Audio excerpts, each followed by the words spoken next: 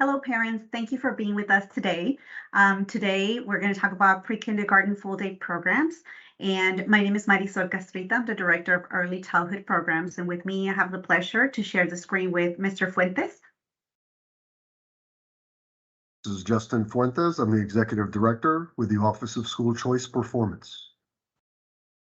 And together, we're going to share information about the programs, as well as your next steps for filling out the application and the process for enrollment. Next.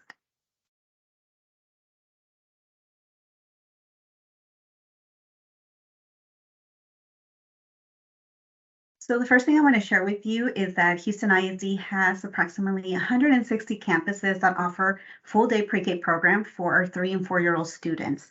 8 of those campuses specialize on pre-K and/or pre-K and kinder education.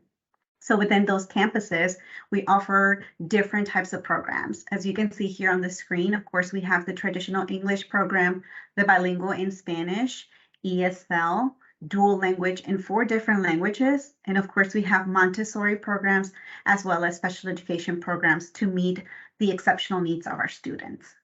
Next. So there's so many benefits of attending pre-K at a very young age. So research tells us that, of course, they have the advantage of having that academic growth, because if they attend pre-K, they're very prepared to go to kinder, right? But also the social development aspect also is taught within our pre-K programs. So we know that when they come to pre-K, they have, of course, better attendance, they have fewer behavior problems, and they can easily make friends with their classmates. They're also exposed to early learning activities that boost creativity, problem solving, and social development across the contents. And of course, research tells us that success in the future is also really important, because if they attend pre-K, they're more likely to graduate from high school, attend college, be employed, and also earn higher wages than those that did not attend pre-K. So it's highly important that our students start very early, and they start with the attending a high quality pre-K program at 3 and 4 years of age. Next.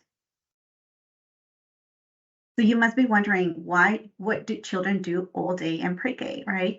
Our pre-K hours are from 7:30 to 3. And what we do in pre-K is we offer a variety of activities that meet all the contents for this grade level. And so our children learn, of course, in fun ways, how to name the letter sounds. They make friends, they sing songs, they learn nursery rhymes, they dramatize a lot of the books that they read. They, of course, develop oral language through doing those activities. They also learn how to grab a pencil, a crayon, write their names, and other words, etc. So there's a variety of activities, and every day it's different for them. So these are just some of the activities that we have. And of course, during the pandemic, we know that children needed special support just to ensure that they're safe in the classroom. So we invested a lot of funds and equipping every single pre-K classroom with a plethora of instructional materials for them to experience all of these activities and more. Next. So once you've selected your school, the program where your child will be attending, please know that attendance is really important. So whether your child is enrolling in pre-K or in 10th grade, please know that studies tell us that when children miss a lot of days starting in pre-K, they're going to struggle later on in their academic life, right? Specifically, they're going to have trouble mastering reading by 3rd grade. So we want to make sure that once they start attending school in pre-K, we want to build that positive habit of them coming to school every day. Of course, we understand if they're sick, but make sure that there's a predictable schedule for them where they attend to school every day. And they need that, specifically because their brain at this age, they need to see that prediction every single day. And of course, research also tells us that by middle or in high school, when they're absent often, this is going to lead to them dropping out. So we want to do the totally opposite. We want them to be successful and to be happy in life. Therefore, it's highly important that they attend school every single day. Next. So these are the TEA eligibility requirements. So the first thing that you need to know is that your child has to be 3 or 4 years of age by September 1st of this year and live within HISD preferably. So once you have those two criteria, then know that you can apply for the pre-K free program. So we have free programs and then we have tuition programs. So in order for you to apply for the free program, there's 7 different criteria, as you can see here listed in bullets on this slide. And so the most common criteria that parents apply for is the unable to speak or comprehend English. And that is determined by student taking a short assessment. The other common one is the economically disadvantaged. So the Department of Agriculture sends us an income chart, and if you meet that bracket, then your child can attend the free program. And another one is the being homeless. And so that basically means that if you're living with a relative or a friend and you don't own your own home or have a lease under your name, then definitely you can apply for this criteria. The others are there too, but they're less common. So I just wanted to highlight those common ones that you can think of if you want to apply for the free program. These are the criteria. Next. These are the documents that you need to have handy when you're ready to start the enrollment process. So we have to have a copy of the child's birth certificate. Doesn't matter where it's from. You have to have the child's immunization records, and it has to be up to date. Proof of address, and that could be utility billed, but it has to be within those 30 days of the time that you're applying. And of course, a photocopy of the parent, whether it's the mom or the dad or the guardian, if there's a guardian. Doesn't matter where the ID is from, and it doesn't matter if it's expired, we'll still take it. We just want to make sure who's going to be responsible for the child. And if you are applying for that criteria that I mentioned earlier, the economically disadvantaged, we definitely need a proof of income for that household. And these are the different documents that you can bring for that here on the screen. Next. These are 3 helpful websites that we would like to share with you. If you are still looking for a school or schools that you want to apply for, please know that you can go to the School Finder website. You can enter your address in there, and then the schools that are around you, whether it's your home address or your work address, those will populate and you'll be able to see your options.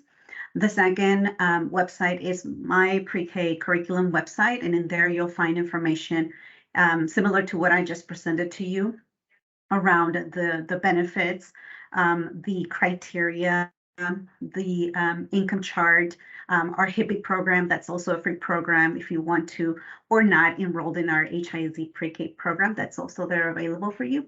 And then the last website is the school choice program. And so in there, you're going to find the link directly that takes you to the application, should you be ready to already start the process. So definitely these are websites to consider and to keep handy. And they're going to be available in our school choice site where all this fair content is going to be housed. And with that, I'm going to pass it along to my colleague, Mr. Fuentes, so he can share more information to move forward with the process. Thank you. Thank you very much. Like Ms. Castorita said, I'll talk about the pre-K application process. Our application process has 2 phases. Phase 1 goes through December 14th through February 2nd. Again, that is from December 14th through February 2nd. This is the time when most of our very popular schools are applied for and spaces are given out. So if you're expecting to go to one of our more esteemed schools in HISD, please make sure you are applying during phase 1. During phase 1, all qualified applications submitted during phase 1 will be entered into a TEA lottery or a tuition-based lottery. Again, we split our lottery into 2 places, one being the TEA eligible students and those students that are not TEA eligible being in the tuition-based lottery. The application closes between February 2nd and April 5th, but reopens on April 5th for phase 2 and does not close. Here during phase 2, all qualified applicants will be considered on a space available and first come, first served basis after phase 1 students are offered seats. Next. In our application, you will have up to 10 options. You can list 10 different schools with programs that you want to attend. One of the things that our lottery system does is it offers you your highest ranked school. So it is very important that you are ranking your schools according to your request. Number one, all qualified applications are placed in a lottery for all choices. Also know that all applications below the highest offered selection are declined. So this is really important why you want to make sure you rank. Because if your first school is chosen and you're offered a seat, all of your other schools below that will be declined automatically. So again, ranking matters. Waitlist rankings are maintained for all higher ranked choices that you do not get an offer at. Okay. So looking at our graphic here, we have rankings first, second, third, fourth, and fifth to 5 different schools. The parent here applied to school A first. They were qualified for that school, but they were placed on a wait list. They did not get an offer. The second school, school B, the student was not qualified and therefore was not considered, so did not get an offer. Third ranked school is school C, where the student was qualified and offered a seat. Now we go to our fourth choice, which was school D. Even though we were qualified, we are not considered for placement because we were offered seat at our third ranked choice. This is the same for our fifth choice, school E. We were qualified, but again, we are not considered for placement because we were offered a seat at a higher ranked campus. If you see it on the right of our screen in the green, please know that if you accept the seat, you will not be removed from your wait list at a higher ranked school. So in our example, we were offered a seat at our third ranked school. Since we were qualified at our first ranked school as well, we were then put on a wait list because we did not accept an offer.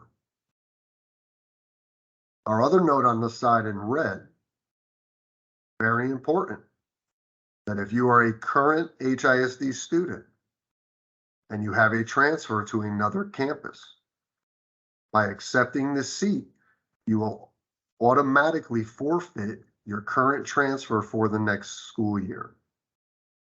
So let me say that again. If you're a current HISD student and you're applying for a pre-K at a different campus and you are offered a seat, once you accept that offer, your current transfer will not be honored for the following school year. Just the one that you recently applied to and accepted. Next. Lastly, I wanted to go over application dates and deadlines in a little more detail. Our first date was December 14th. That was our first day to apply and when phase 1 began. February 2nd is our final date for phase 1 applicants to change ranking of their choices. At midnight on February 2nd, phase 1 will end. April 5th is the day when TEA eligible pre-K families who applied in phase 1 will be notified by midnight. Let me say that again. On April 5th, TEA eligible families, pre-K 4 families will be notified by midnight if they applied during phase 1. If they did not apply during phase 1, they can apply during phase 2, which also begins on April 5th. After April 5th, those families who were offered a seat have 2 weeks to confirm their offered choice made on April 5th and provide required documentation to the school. After that 2-week period, beginning on April 21st, schools can then offer seats to tuition-based pre-K4 and TEA-eligible pre-K3 families in order of waitlist position. If space is available, Phase 2 applications will be placed and offered in order of submission date and time. After April 21st, if offered a seat, families will have 5 days to respond to offers and to provide required documents to the school. Next. We'd like to thank you again for joining us and taking interest in pre-kindergarten and HISD. If you need help, please contact us directly, and we're here to assist you. Thank you very much for joining.